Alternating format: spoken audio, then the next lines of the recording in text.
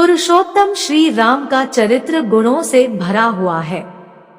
त्रेता युग के न्यायप्रिय राजा श्री राम की कहानियां बालकों के मन में नीति और धर्म के लिए जगह बनाने में मदद कर सकती है।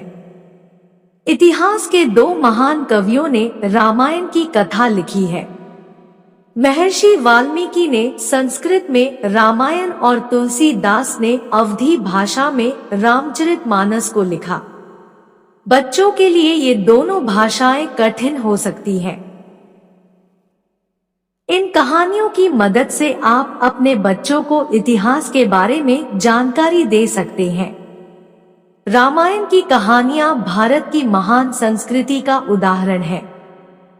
एक और जहां भगवान राम, लक्ष्मण, भरत और शत्रुघ्न का आपसी प्यार एकता में शक्ति की सीख देता है, तो वहीं दूसरी ओर माता सीता का समर्पण आने वाली पीढ़ियों को रास्ता दिखा सकता है। रावण के चरित्र से भी ये शिक्षा दी जा सकती है कि बुरे कर्मों का फल जरूर मिलता है। इसीलिए इंसान को कभी अहंकार नहीं करना चाहिए। साथ ही ये कहानियां कठिन समय का सामना संयम के साथ करने की सीख भी देती है। साथ ही रामायण की कथा माता पिता का आदर करना व अनुशासन में रहने की सीख भी देती है।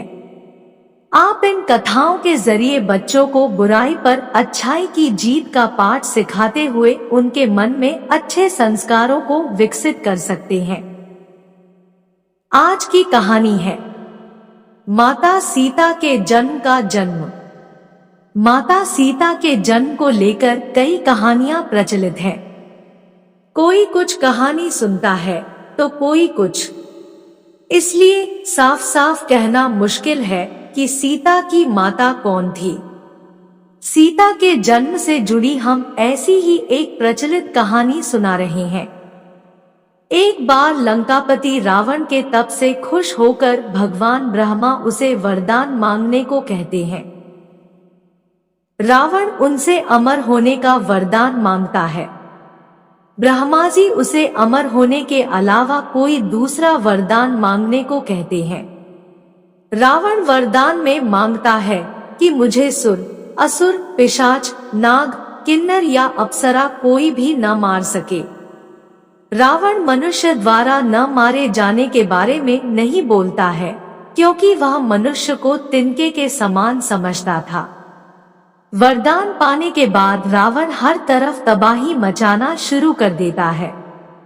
एक दिन वह दंडकारण्य नामक जगह पहुंचता है, जहां ऋषिमुनियों का निवास था। रावण को ऋषिमुनियों को मारना उचित नहीं लगा, लेकिन वो उन ऋषिमुनियों के रक्त को एक कमंडल में भरकर साथ ले जाता है।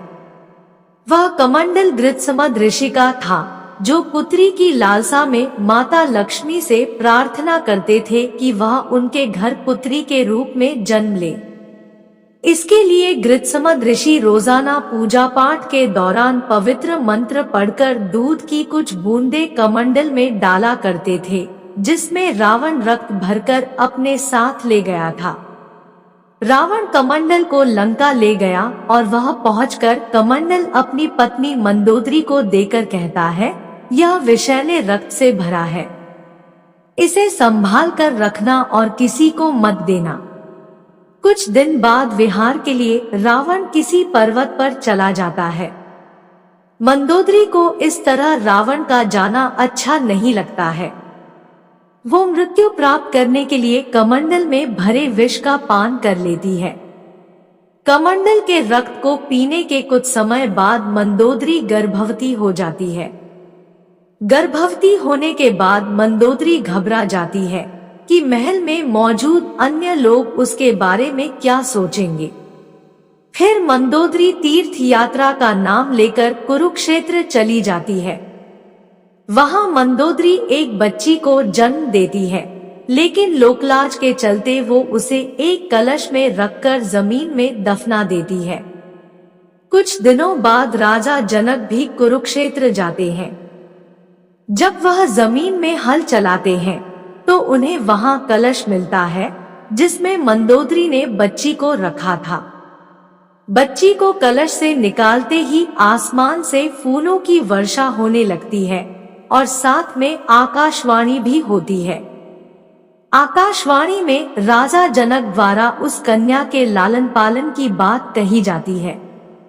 हल के सीध से टकराने की वजह से कलश मिला था, इसलिए राजा जनक ने कन्या का नाम सीता रखा। दोस्तों, कहानी अच्छी लगी हो तो वीडियो को लाइक और चैनल को सब्सक्राइब जरूर कर लें ताकि ऐसी ही वीडियोस आपको मिलती रहें।